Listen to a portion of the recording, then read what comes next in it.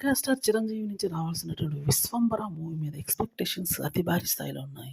ఫస్ట్‌లో రిలీజ్ చేసినటువంటి టీజర్‌కి కొంత నెగెటివ్ ఇంప్రెషన్స్ వచ్చాయి. కానీ ఈసారి దాన్ని కవర్ చేస్తూ మళ్ళీ అయితే రీలోడ్ చేస్తున్నారని చెప్పాలి.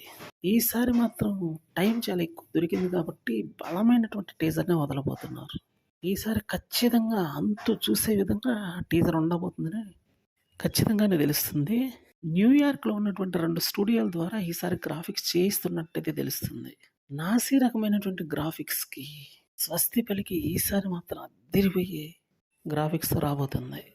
స్టోరీకి తగ్గ విధంగా స్క్రీన్ ప్లేనైతే ఈసారి బలంగా ఎస్టాబ్లిష్ చేశారని మాత్రం ఒక టాక్ నడుస్తుంది.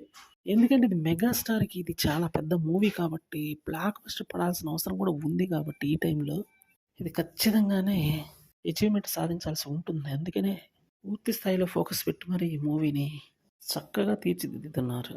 సో, దీనికైతే కొంచెం టైం పట్టే అవకాశం గట్టిగానే ఉంది. ఎందుకంటే హై ఎండ్ గ్రాఫిక్స్ ఉండాలి కాబట్టి ఈ మూవీలో జనాలు కూడా కొంచెం బాగా తెలివి మీరారు కాబట్టి ఖచ్చితంగా వాళ్ళని సాటిస్ఫై చేయాల్సిన ఆవశ్యకత ఎంతైనా ఉంది. అందుకని ఈసారి ఎక్కడ ఇబ్బంది లేకుండా మంచిగా తీస్తున్నారు.